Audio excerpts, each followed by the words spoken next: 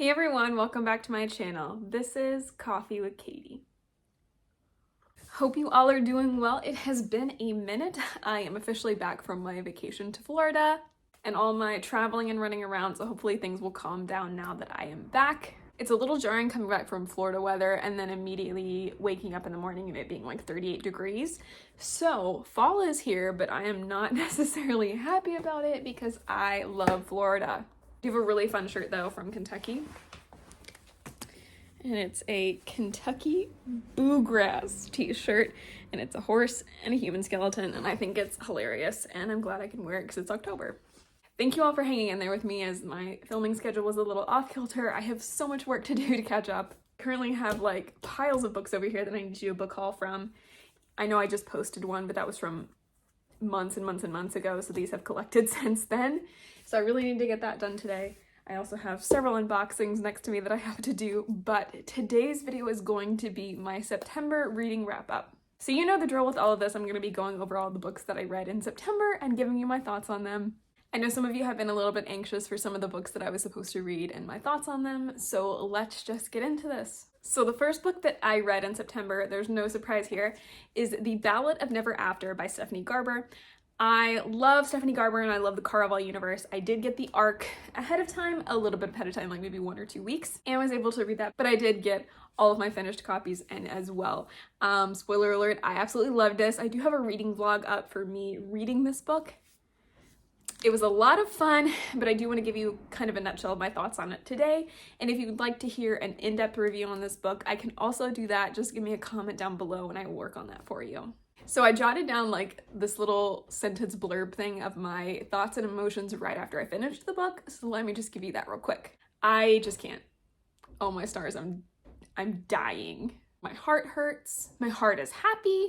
I am distraught. I am filled with joy. There's a lot of confusion going on. I don't know what to do with myself. I don't know what to do with this book.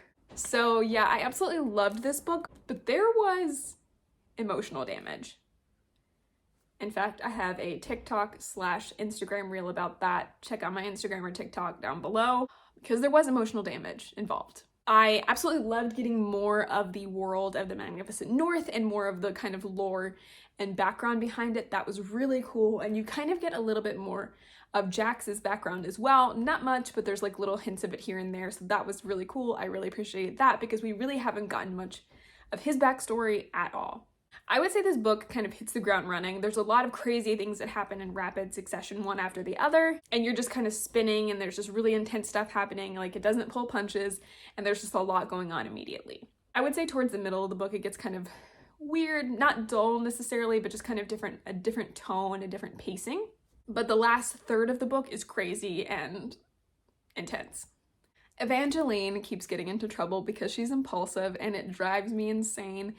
But you know, that's part of her personality and her very hopeful nature. And it was confirmed. I knew it was when I got to the end of this book and saw how it ended. There is in fact a third book in this series, which is great because if it had ended like that, everyone would have rioted. There is a third book. I am very anxious to get my hands on that. It's probably going to come out next September. Unfortunately, I wish it would come out sooner.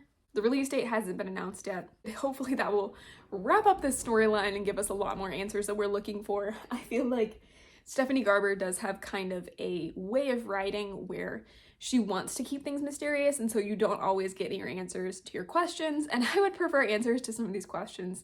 So hopefully we get them, but regardless, I loved it. I gave it 5 stars. I will probably continue to love whatever she writes in this universe. And hopefully the next book is less painful. The next book that I read in September was Our Demise by Amanda Foody and Christine Lynn Herman. Now I know some of you have been wanting to hear my thoughts on this, and this was one of my most anticipated releases of the year because I read all of Us Villains in January and loved it. I will say I did enjoy this, but I do prefer the first one more. It is only a duology, so this wrapped up the story. I was so excited to be in this world again, and I was really sad that the story ended, but glad I was able to go along for the ride. This story, the second half of this duology, the story didn't really go how I hoped it would, but I can't really complain too much on what happened. There was a romance or two that felt kind of unnecessary to me, and of all of the characters that could have died, the one I wanted to die did not. I'm not going to spoil on who or anything like that, And I guess it is a little bit of a spoiler to say that somebody dies, but I think you would expect that in these 2 books.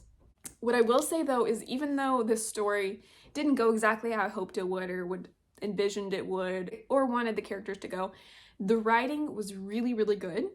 And this book made me like Gavin Grieve.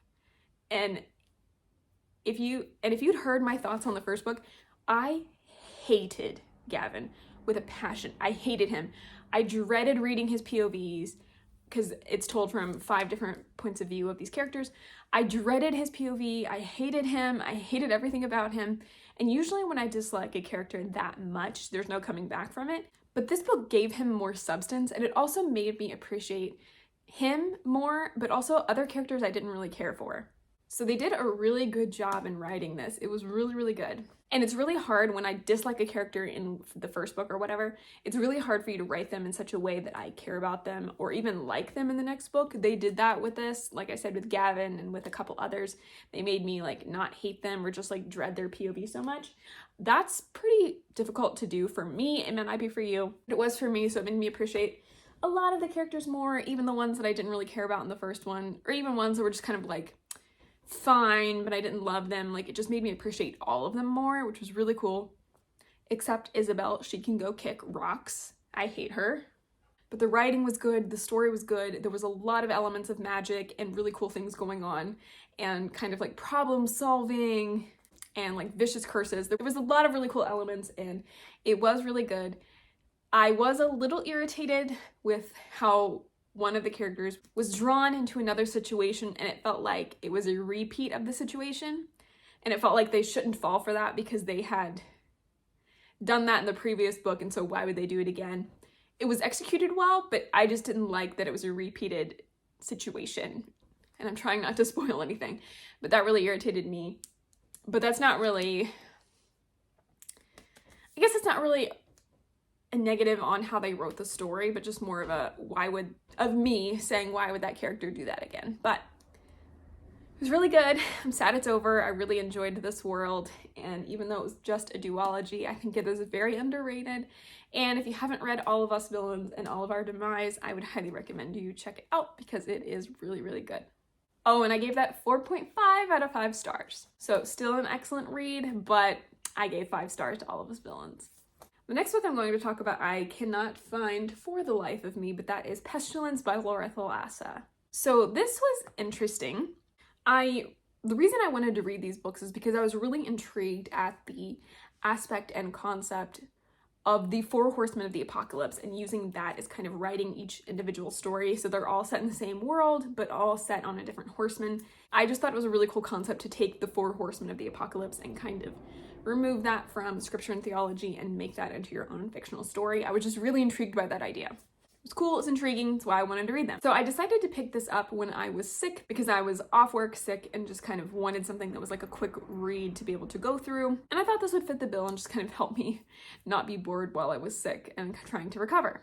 And it would be, you know, like really easy to read and kind of fun. I second guessed my choice after I started it because the first one is Pestilence, which if you don't know, he's the horseman that brings sickness to all these people. So while reading it while you're sick may not recommend because you may think you're dying suddenly.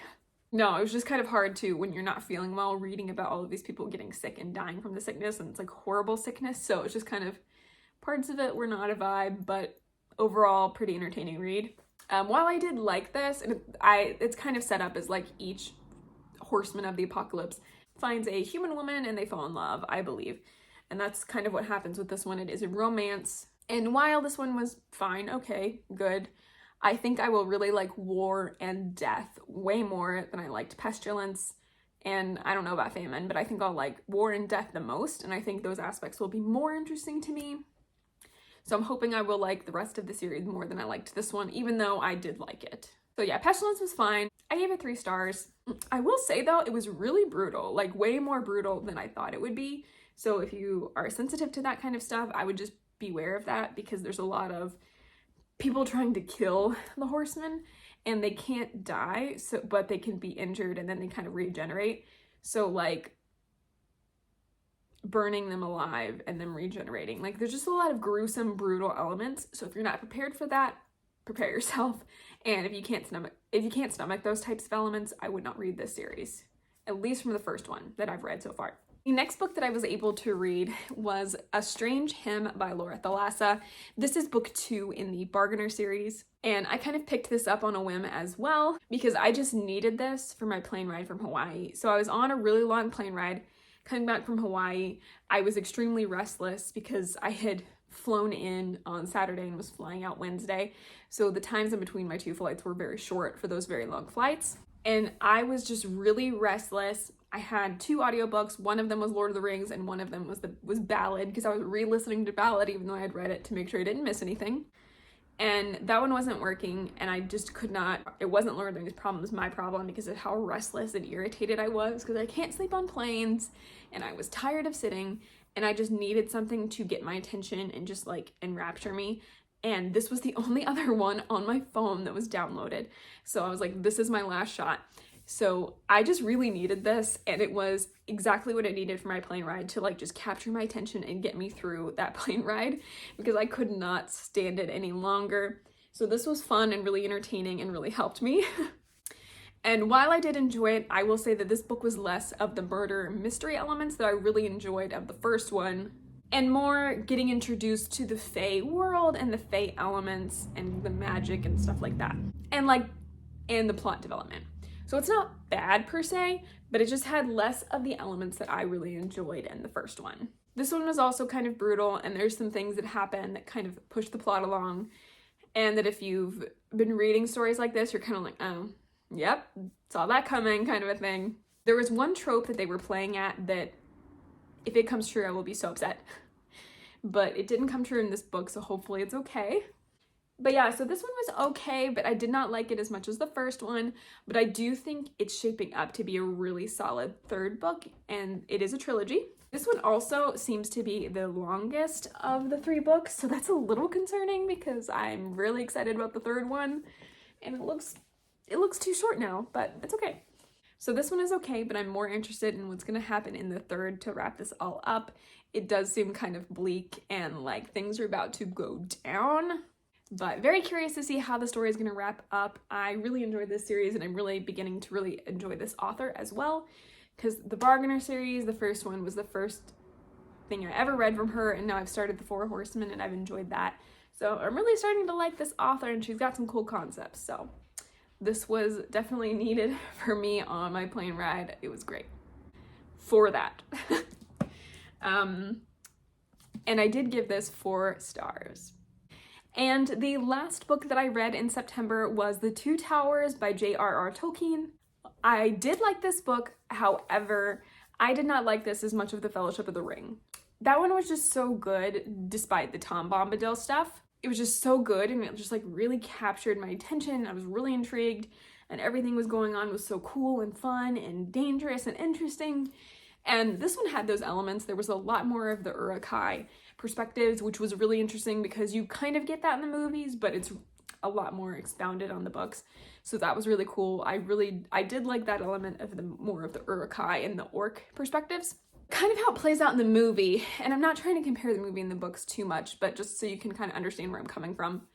You see like Legolas and Gimli and Aragorn doing their thing, and then it'll cut to Merry and Pippin and kind of like cut back and forth on all of the different storylines to kind of weave together the story as you're going. But the book doesn't really do that. It kind of does like Legolas, Aragorn's storyline and then completes it, and then does like Merry and Pippin and then completes it, and then goes to Frodo and Sam. So I'm not saying that's a bad thing. It was just a little bit different. So if there's one that you're kind of not really vibing with, you don't get a cut scene to another chapter, if you see what I'm saying. So it was just kind of like, I read through them, and I really like reading about Aragorn, Gimli, and Legolas together. So when I was kind of done with them, that was kind of sad. I will pick up in the 3rd book, I'm sure. I did really like it. There were elements that were really interesting to uncover, like the differences between the films and the books. And of course, when you're reading the books, you get way more information, and so that was really cool, and I really did appreciate that. And I'm not saying this was bad, because I don't believe that at all. I think it's very, very good. I think Tolkien is a legend for a reason, and the father of fantasy for a reason. So it's very, very good, but I did like The Fellowship more, and I think I will like Return of the King the most. So I did give this 3 out of 5 stars. Side note, I got Two Towers and Return of the King on Audible for like $4 or something a piece. It was nuts. And it's the ones that were narrated by Andy Serkis. And so I was pretty excited about that. And let me tell you, he does an amazing job. Oh my gosh, he is a wonderful narrator. He can do so many voices. He can do such good voice acting. He can change his voice inflection from a regular narration of telling the story to like the Uruk-hai voices, the orc voices. He can kind of mimic almost the movie character voices of all of the Fellowship. He is amazing. His narration is perfect, and it's been so fun to listen to it. So I will listen to Return of the King as well, because he's also narrating that one, and it was great. So when I get to Return of the King, hopefully I will do that before the end of 2022, I will listen to Andy Serkis's version of it.